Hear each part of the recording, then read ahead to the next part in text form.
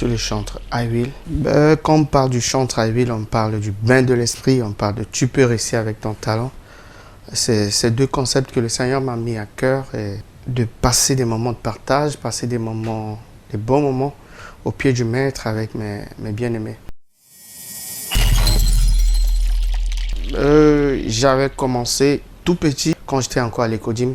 Et voilà, mes tontons et mes tontines ont su que j'avais ce don, que j'avais cette flamme en moi qui me poussait toujours à chanter, à essayer de prendre les boîtes pour essayer de taper. Ils m'ont fait confiance de m'orienter, d'essayer de m'encadrer dans la musique. Et voilà, depuis ce jour-là jusqu'à aujourd'hui, je fais mon chemin dans la musique gospel.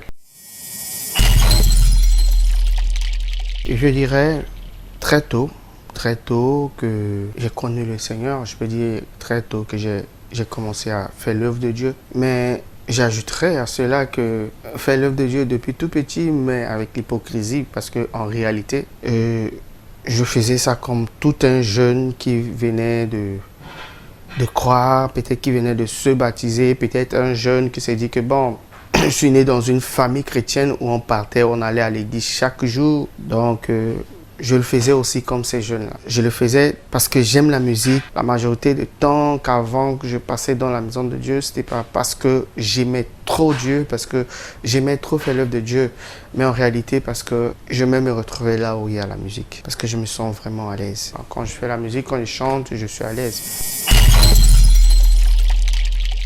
Je crois vraiment que la vie avec Christ, c'est pas que je dois dire c'est un combat, mais la vie avec Christ, c'est vraiment la foi. On doit vivre ça.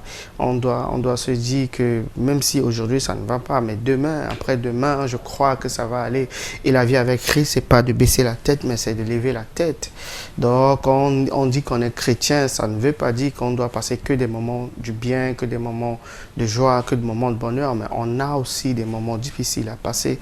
On a aussi des pires moments à passer comme les autres personnes normales. Cela ne veut pas dire que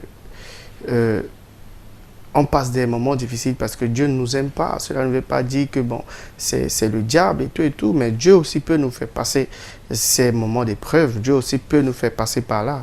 Et des fois, c'est aussi pour nous préparer pour l'avenir meilleur qui nous attend devant. Donc, c'est comme ça. Moi, les épreuves, je les prends comme elles sont. Et pour moi, je me dis toujours que tout ce qui m'arrive, c'est Dieu qui sait pourquoi. Donc, c'est un peu ça. Mes plus beaux moments, je dirais que c'est dans la maison de Dieu. C'est quand j'adore, c'est quand je suis devant mon piano, c'est quand je suis devant le micro, c'est quand je suis en train d'adorer le Seigneur. Donc, ce sont mes plus beaux moments. Je n'ai pas un moment meilleur que ces moments-là. Donc, quand je suis devant le micro, quand je suis devant le piano, et j'ai comme l'impression que je suis en train de disparaître, et comme si c'est une autre personne qui est là, tu vois. Et puis voilà. Des moments que j'ai pas aimés, des moments que je regrette, ce sont mes erreurs passées.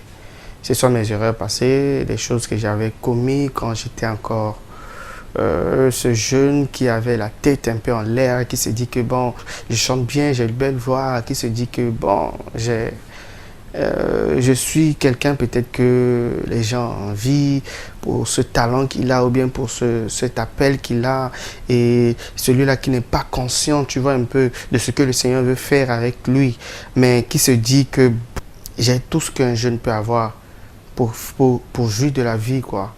Et ces moments que j'ai regrettés, ce sont des années passées où je n'ai vraiment pas été sincère avec le Seigneur, où je n'avais pas vraiment pris tout mon temps pour me concentrer à faire l'œuvre de Dieu. Ça a été vraiment un temps perdu pour moi. Parce que tout ce temps, si j'étais sérieux, si je servais le Seigneur de tout mon cœur, peut-être je devrais aller très loin.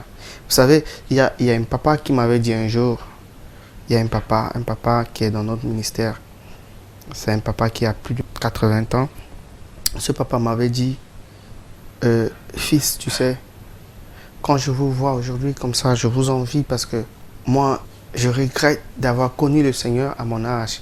Parce que si j'avais eu cette chance, comme vous aujourd'hui, qui avez connu le Seigneur à votre jeunesse, vraiment, je crois que je devais être un fou de Jésus. Je crois que ma génération devait entendre parler de moi.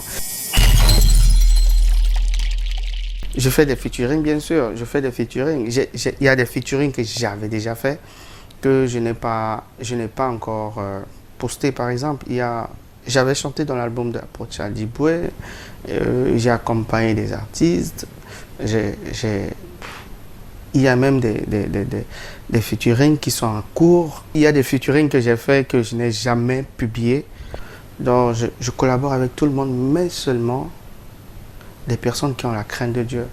Moi, je travaille avec des passionnés de Christ.